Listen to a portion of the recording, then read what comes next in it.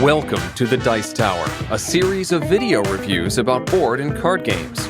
Here are your hosts, Tom Vasel and Sam Healey.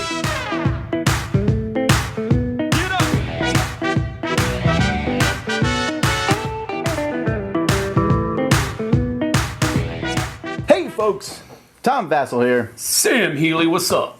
Today we're taking a look at Firefly Shiny Dice, which is a new dice game from Upper Deck. And this is a game that's a push your luck style game in the Firefly universe.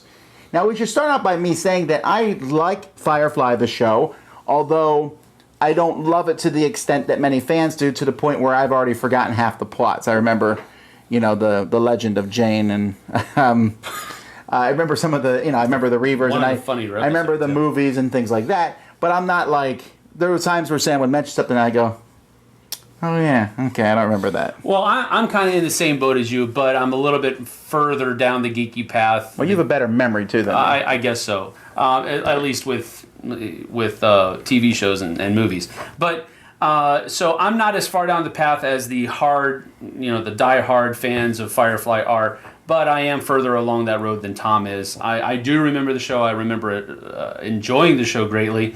I enjoy the movie. I've watched both the season episodes and the movie multiple times. So I really do enjoy the universe. And that matters a bit because the theme is certainly put on top of this game. Yeah.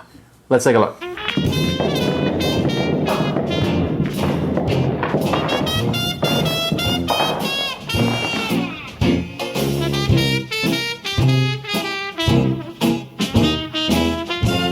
The way Firefly works is each player is going to take their turn, and their turn is pretty much separate from everyone else's turn. So you take your turn, and then the next person takes their turn, so on.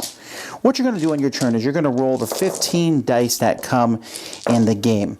And once you roll these dice, the easiest thing to do is kind of to sort them out basically on what goes where. So there's the bad guy dice, the villain dice. So here we have some saffron dice go here. We have some Niska dice. We didn't roll any badger dice, but these dice have the 3 different villains on them. Here's supplies are going to be placed there.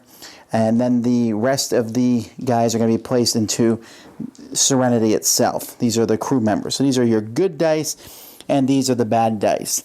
Now, after you roll the dice, the first thing you're going to do is you're going to check if you want to re-roll any dice.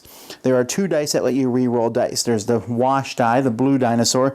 You can re-roll that die and or another crew die if you so desire. And the river dice, which you can roll and or, if you so desire, one of the bad guy dice. After you re-roll the dice, then you look, and if there's 4 of one of the bad guys, one of the foes, everyone else loses 100 victory points. And if you roll 5 of a kind of these, then everyone loses 100 victory points, and your turn is instantly over. Then if you have 4 different crew members, which I do, 1, 2, 3, 4, you can do 1 damage. So I'll kill one of the Niska dice. That's basically what you can do there. After that happens, we then get a mission. So you draw the top mission card.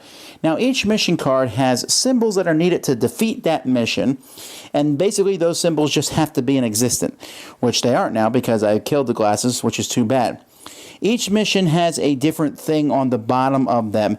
There's a different keywords. This one happens to be bushwhacked, which means if I don't complete this mission, which I don't, I have to lay low at the end of the turn.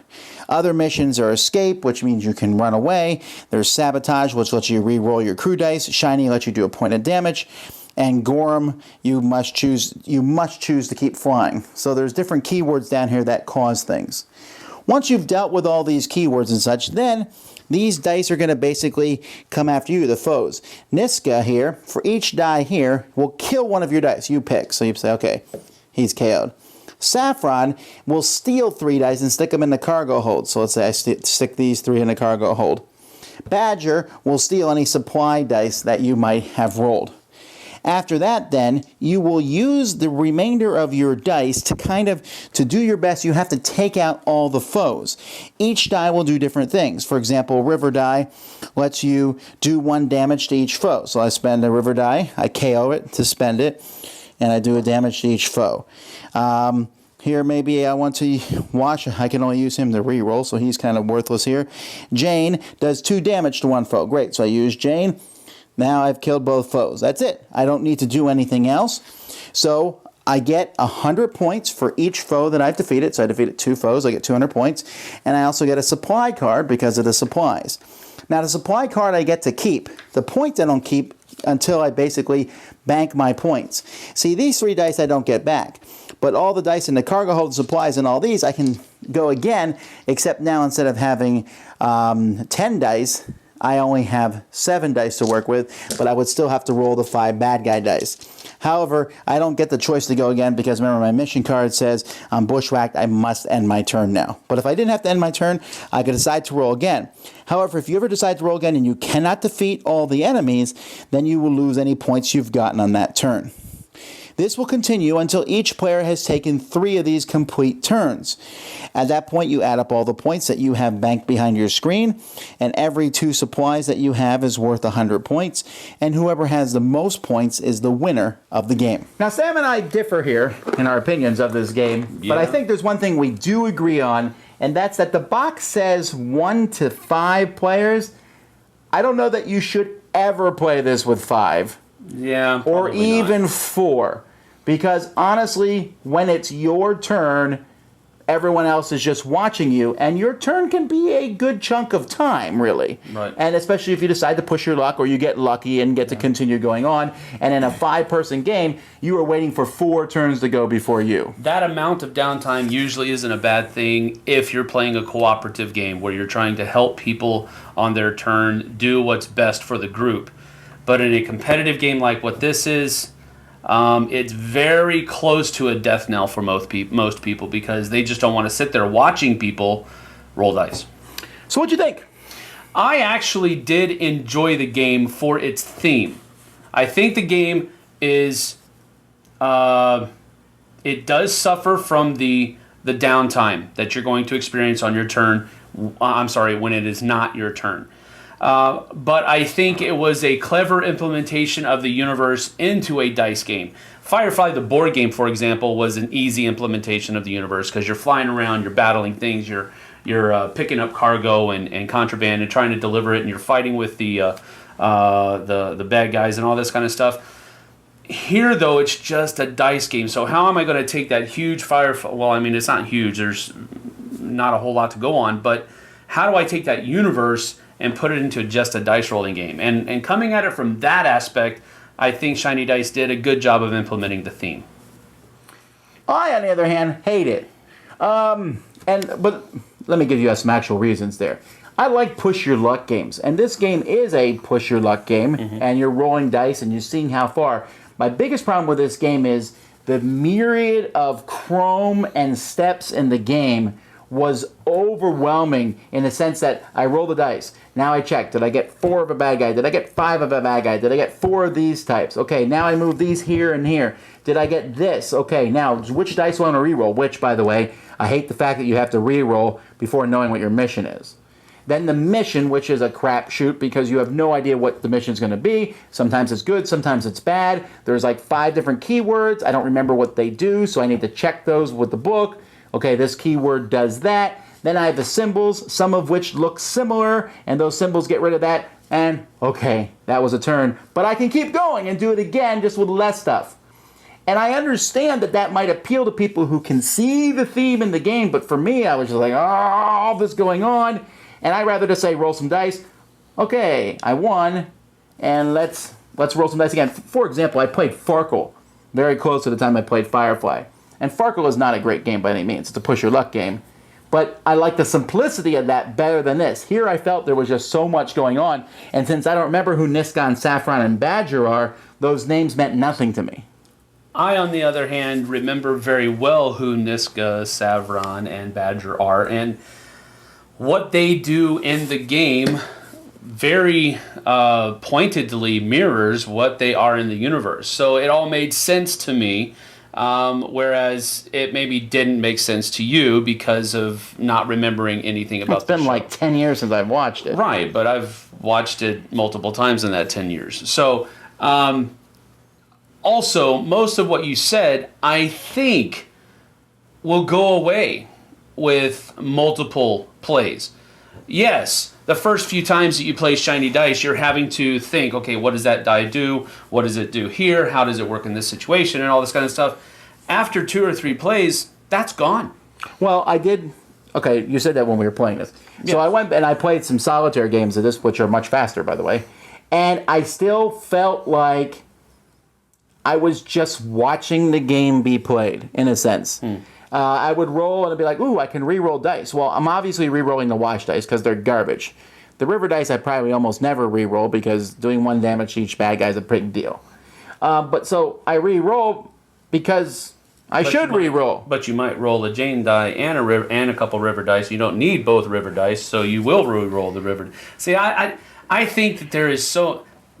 I really think that they captured the core element of each of the characters in these dice. And I'm not just saying that. I really do feel that way. I mean, Jane was the guy that just blows everything up, and that's really all his dice are good for. River can either be diversification of your crew, reusing part of your crew, or she can just kill everything because she just goes off on this wild blow up. So, I don't know. Well, okay, but I think that I can say very strongly, I don't think you should get this if you're not a Firefly fan. I really don't. That's probably a very true statement. If you're not savvy on the Firefly universe, you probably will not enjoy this game as much as somebody who does. Who is. So I apologize for me. This one is getting not 2 thumbs down, but I'm going to give it 1 statue of Jane down.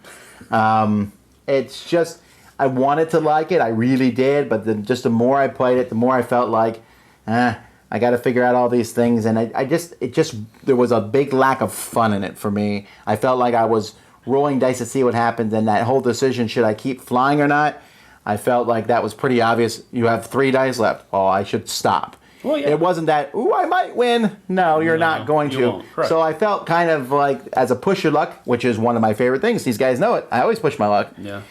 This game, I didn't feel that at all. And then sometimes you draw a card, and you can't push your luck. Right. And you only get 3 turns in the game, and sometimes it's possible, because it happened to me at least twice, where I roll all the dice and was like, oh, you just lost right now, that round. I didn't like that. So, well, I mean, all of that kind of, I don't know, maybe I just have a tainted view of the whole universe. All of that really fits the universe, because there were some situations that they got themselves into where they were done. There was nothing more that they could do. They had to just wait and try to wiggle out of it later on. And so these mission cards that come up, and that's probably the weakest part of the game from my point of view, were the mission cards, because sometimes they were like, oh, got that, or no way I'm going to get that. And so that's kind of the weakest part of the game, was the mission cards. And so that's going to take my rating down a half step. So I'm going to give this 1.5 Serenities up so that I enjoy the game. I like it a lot more than Tom does. But it does have its flaws, and my flaw that it has is the mission cards. But the dice rolling mechanic of it, how everything works together, I thought it was highly thematic and fit the universe very well. Well, there you go. That's Firefly Shiny Dice.